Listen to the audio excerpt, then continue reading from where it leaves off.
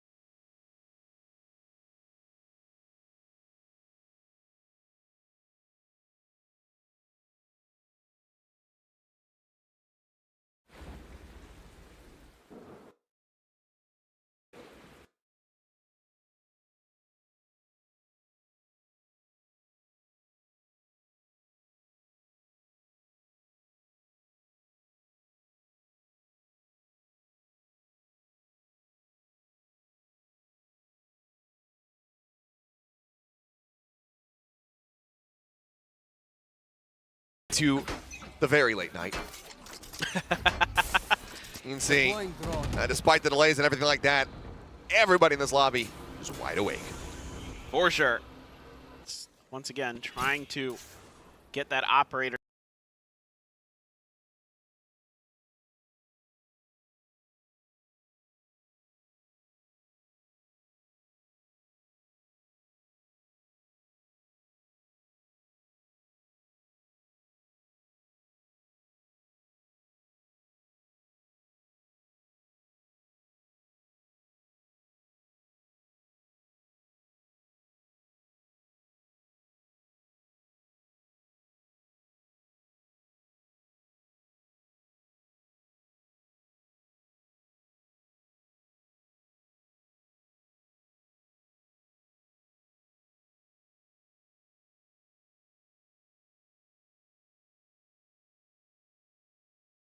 All. They're just keeping their feet planted, waiting to try to figure out a way that they can get through. They have to wait for the toxic screen to come up. All going, no timing shot there from Texture. Had he actually gone for it, would have been rewarded with a kill onto Estrella. And they go working their way forward. Sphero able to find one, but quickly traded back. Texture finding the elimination. Spike still in hand, but now going to have to be stuck.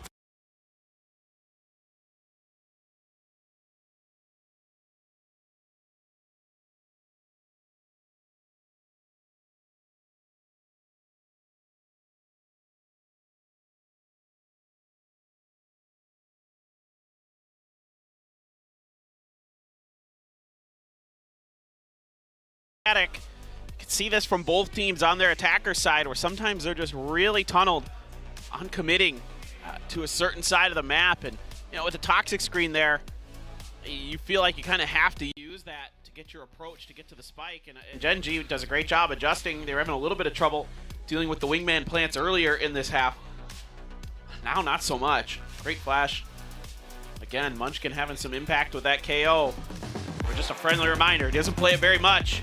Some of those flashes, especially earlier on, that one he had around yellow was ridiculous. Well, that's going to be the final timeout call here from RRQ. Rock trying to pump the brakes and reassess what's going wrong at the moment here on this attack.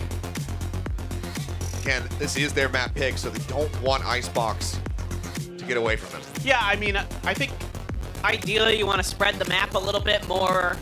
Try not to overcommit some of that utility, because they dump so much of their info and space gathering utility on that initial. Doesn't go their way, and then they're stuck. And right, you have to commit to get flips back up there to get the spike, and then they plant and try to confuse Gen G, but Gen G's got enough information over on the other side of the map that they don't really need to budge either. So let's see if they can maybe find some success. Maybe the doggo give a little luck over to Xvero and company. Worked for Houseboss, maybe it'll work for me. Exactly. Certainly. Like It's all about the plushie luck. 7 more. Yeah, you need to accumulate a fat stack of plushies. Next, you're going for the very fast push up here.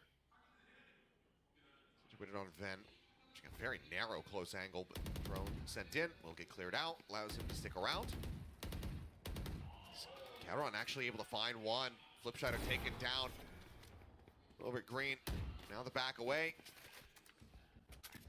And realistically, I mean, this is just such a tough position. RQ, luckily with a great idea that operator is going to be situated on A. I remember calling over on that B site, you know that the double stack is there, and Meteor waiting. Saying, hey, X-Fair, you know that they added a window here? Tough angle to check. It's a tough angle for Meteor to hold, actually.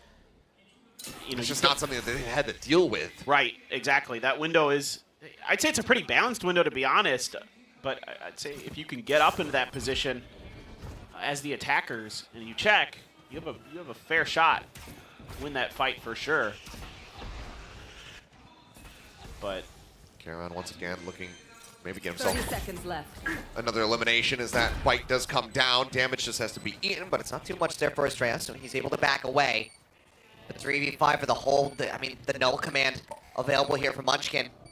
You have nothing but a nano for utility for this post plant. It's going to have to be on raw aim. Jemkin with that hot start. Can he keep them in this? The dash not going to be able to be used. No flanks to be concerned about here, not that they are aware of it. So the fuse gets started here. The swing out. Munchkin, snappy. Switches back over to the right. There you have it. Munchkin will be put down on the floor, but he can be rezzed. And it is a flawless as Gen G now look to steal the map away from RRQ. Again, Gen G is starting to get a feel for this. Like how RRQ is wanting to play. They're getting great timings on some of their util. Not overcommitting in bad spots. That's just not fair, man. Okay, that's just unfair. This is like just, you know, Meteor in a better position. But that shot from Caron was not fair. That is, I that mean, ain't. Ugh. it's things happen. stuff like that that just goes to show, like, this is why this guy got picked up. This is why it just came across him in solo queue and just went, hey, I think you should try out for this team. Lockheed gonna be able to find Jemkin. Be more answering back, however. Shuts down that enemy Gecko as RRQ very much all in here on that A site. But Texture lurking in the back. Able to scope in, finds Ellie more, draws out the plays, finds Estrella, looks for a little bit more. The dash over the side, can't quite find that third kill, but the damage is dealt. Flipshider down to 39. The 2v3, the pit, still available. There's Xpero going to be investing his. Meteor drifting around from a potentially unexpected angle, comes in from the back, finds the kill, Flipshider now, last man standing, gets the headshot to keep them in the game. RRQ, one more round to take us into our second overtime of the night.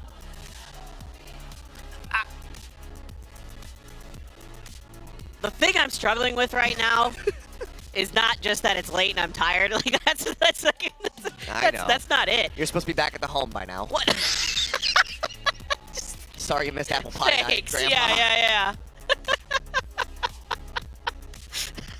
You're saying? I do like apple pie. There's nothing wrong with that. No, I'm saying like Caron has his ult again for forever, and he could have like counter pitted around the corner or something there, and at least caused a little bit more confusion. I mean, that's what's actually giving me a little bit of pause. As good as Caron is with his guns, I want to see a little bit more. I mean, Texture's good with his guns too. There he is. He's taking down a nice early kill here from Texture. You Back should all the run. way up here to safety, but now the lockdown going to be coming through. He's actually going to maybe look to swing this corner. Jemkin watching for it, the flash to try to escort. I thought maybe he was actually going to agree to try to get the shot across, but instead he's just going to have to try to make it out, get around to safety. And he just barely does. Looked like he was going to be detained for sure, but now Plant getting ready to come through. Thrash led forward, Chase coming in, and I believe the detain is there, and Texture sniping Jemkin out. Sparrow able to just find one, but there's so much more work to be done. One enemy remaining. Texture finds himself a third. The wingman sent the pit, saved for this moment, it would seem. Texture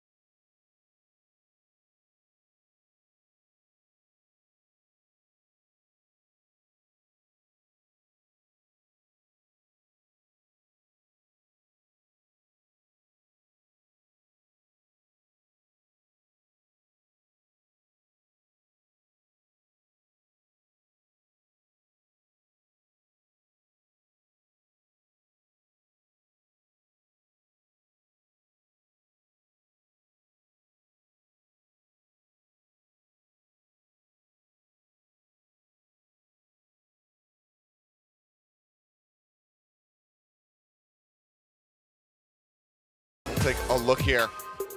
Well, And map the, 1 is in the bag for Gen G, and you know what? That wasn't very obvious going through every single round back and forth between Gen G and RRQ. Now, both sides had amazing plays. Jemkin was also on fire, but why was it not enough, Quack? It just didn't feel like he could create enough space. You know, a lot of times RRQ were trying to formulate their plans around Jemkin, but if he's not allowed to get those opening picks, it's just so much more difficult for RRQ to create that space. And a lot of times in the first half, Gen G's game plan centered around making sure that Jemkin would not be able to get kills. Yeah, and that's the other part, is that Gen G proved that all 5 of them can take the duel against Jemkin. Meanwhile, on the RRQ side, not all 5 of them could take the duel against Texture, Meteor, and sometimes, you know, a Charon. I mean, all 5, right? They were definitely outmatched in terms of firepower. So that part Gen G has already proven. But I also think Gen G has impressed me more than I would have thought optimistically. And Texture, my God. Billios are favorite that we're not kidding. 13-11 scoreline, 377 ACS, 33 kills total. He has a 2.0 KD and 7 first kills. Like, these are stat lines of a dream. And if you have been following Korean Valorant for a while, to see Texture and Meteor put up these numbers together, like, this is what the Gen G roster was meant to produce. Yeah, and so many of those first kills, or even kills alone, came from op kills, and also just support from Munchkin. There were several God flashes, especially around B site, that just got thrown so many times. RQ didn't really know how to react.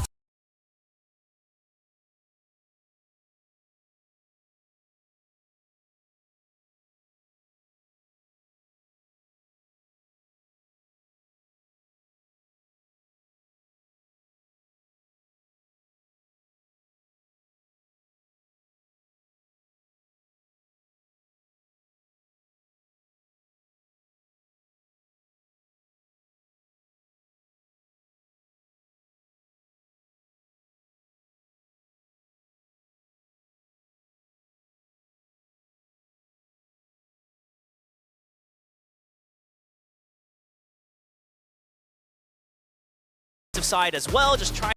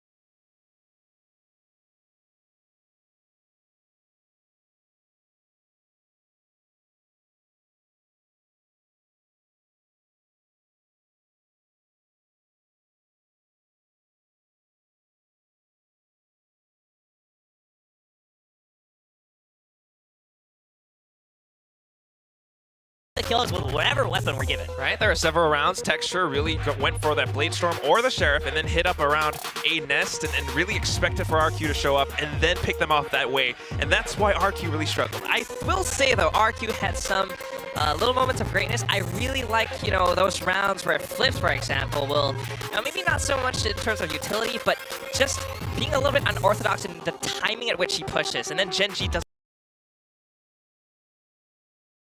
They managed to steal some rounds away. Zafaro as well, X-Pharaoh, but it's not quite enough to bring them over. Now, what do we need more of from Gen G? It is so clear that their firepower was brilliant. But, you know, Paper Thin had mentioned this with Charon. There was, while he had great firepower, there was something really critical near the end of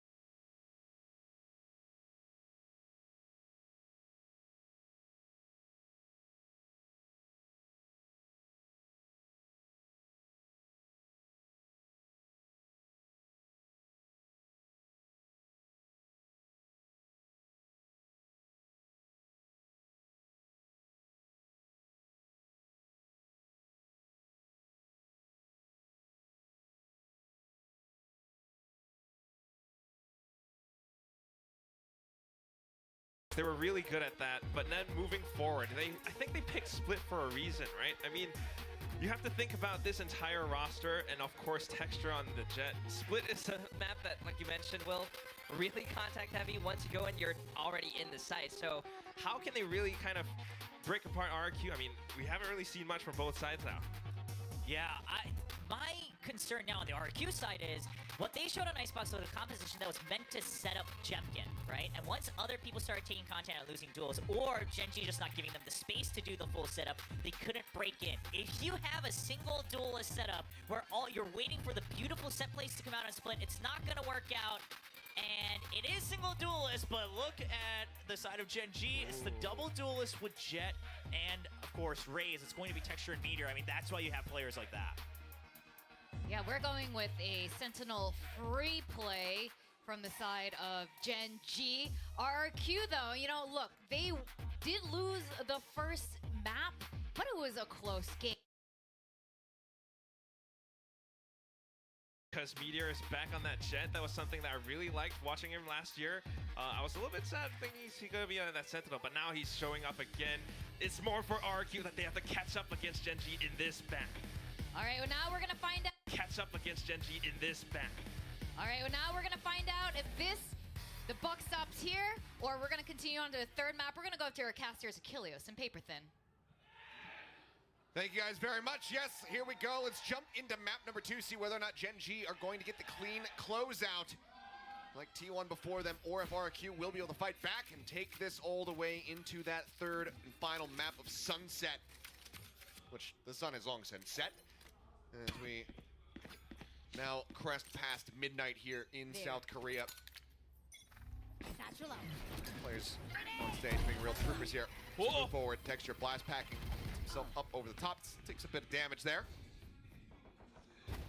And this is what I was kind of curious about coming into Split. If we were going to see the double duos from Gen.G, both Texture and Meteor can swap between Jet and Raze efficiently, and it's going to actually be Texture on the Raze, giving Meteor an opportunity to once again shine on the Jet.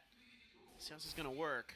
Cypher, though, could be tricky to deal with eventually, but he's over on the other side of the map. Yeah, considering he's pushing that wall right there. Oh, almost gets caught with util in hand, spotting another one there. Munchkin making his way forward, up through the cloud. He's gonna take it down. Xparrow trying to anchor the site.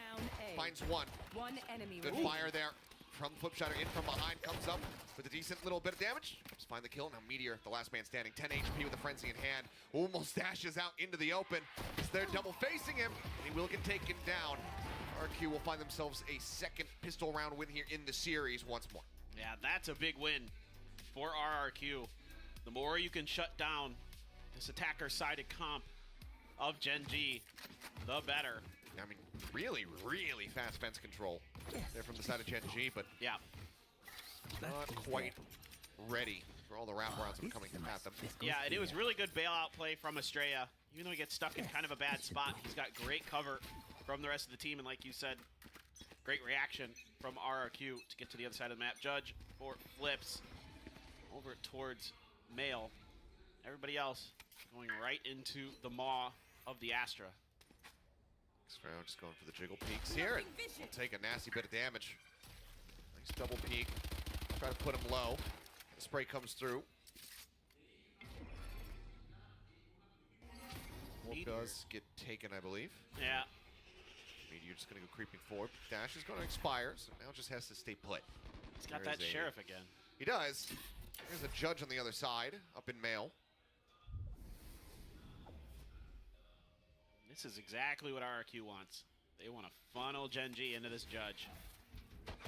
Be Johnny on the spot when it comes down to these shots, but Xparrow will be able to get the double headshot to finish him off. Flash sent through, spray continuing, and it's just so much damage across. Texture down to 3, Locky at 42. HP bars absolutely wrecked here on the side of Gen.G. Potentially making some very easy collections here on the kills for Jemkin. And they're just trying to creep their way 30 up. seconds left. And they're going right into his open arms, turns away for a moment. And yeah, they just slow creep up. Great read. Expecting the flash. Yeah, he's trying to play anti. Ends up getting caught off guard, and that is a weapon recovered into the hands of Munchkin now. We Moore, however, waiting inside the Nebula. Goes for the spray. Flipshot are able to find one. Taking out Texture, but Plant can come in. Spike planted. It's an opportunity here for the side of Gen G as Locky just doing what he can, offering up some heals here to Munchkin. With Moore pushed out, but Elmi Moore swinging in a little bit wider, does manage to find the kill. It's a hell of a lot of damage, down to 1 HP. Locky just juggling that weapon back, hoping that Charon's going to be able to put it to good use. Finds one, can't get the second. A fadeaway headshot from Estrella will spare them here. 2 losses in the round, but RRQ starting things off quite nicely, much like they did on Icebox. Yeah, and just a really pivotal point in this round is Elmi Moore deciding to push off the back of that poison cloud being thrown out, knowing that he has just enough time to get in there, get a few shots out before his opponent can, as they swap back to their gun. It's a really good read on that situation there. Follow up with some judges. That is pretty sick there, Estrella. That was pretty clean with the ghost, but okay. So you did what you got to do. A little bit of damage done by Gen G, but still the judge to be considered. Guardian as well for Estrella. A couple Bulldogs. Still a Ghost floating around in the mix for RRQ, and Gen G will be taking their time exploring Garage. Cam set up. Waiting in a spot. Be able to see 2. Camera taken out. It's the reveal. And more now. Considering whether or not he wants to go for the ADS. There's the jiggle peek. There's the punish again. Cage triggered. Cage now pop. He swings out. It's just a second too late to potentially find the kill. Just forcing them back for now. Yeah, both teams reading each other well. Meteor making contact in mid with Estrella. Neither finding any damage. Estrella, oh. Okay. Get the one shot there. Oh, Trailblazer goes in, and look at the chase. Meteor rushing forward. Just catching him before he can recover the weapon. Kill comes in. Elmi Moore now. Be in a world of pain, but no, somehow that Trailblazer does not connect. What tracking? Does manage to find Texture as he jumps down, but Meteor quick on the reply. Shadow will intercept, takes out Karen, but Meteor 30 seconds left. picking up a third. Suddenly is in a potential position to find an ace. Tons of damage done already. Les Munchkin takes this one. Oh! Jemkin somehow coming away with that kill. Now Meteor, yeah, feeling it. One more to go. You can see the wraparound coming through Jemkin. Rotating around towards Garage. The time is dwindling. He's got all the util to try to work with. Meteor now sussing out that it maybe isn't Garage, but no! Turns away for a brief little moment, ends up getting taken down. Ace denied, and potentially another bonus conversion here for RRQ if Jemkin can win this out, and he does! 3 kills for him in the round. As RRQ, again, just echoing their performance that we saw in Icebox. 3 rounds consecutively right off the bat. The question is, does Gen G get another thrifty going in round 4? Yeah, I mean, this one, just a bit off there is Munchkin. A little bit wider than he expected. Maybe hoping for just the slow walk. But it was a swing there from Jemkin that got him that first kill. Started opening up things for himself. Meteor does have a Blade Storm. The judge for Munchkin, couple stingers. Looks like maybe some reassessment on the buy, but it seems like Judge is going to stick through. Get out of my way! And maybe just a very fast hit here onto the A site. Double push up ramp for a brief moment before they drift back down. Trailblazer sent out. Pain shells towards Heaven. Head spotted, but Elmi Moore catching Meteor just a little bit faster than he gets caught. Push up now into the Cyber Cage, ring around the Rosie, but snapping from Elmi Moore finds the headshot, sends out that Nero theft.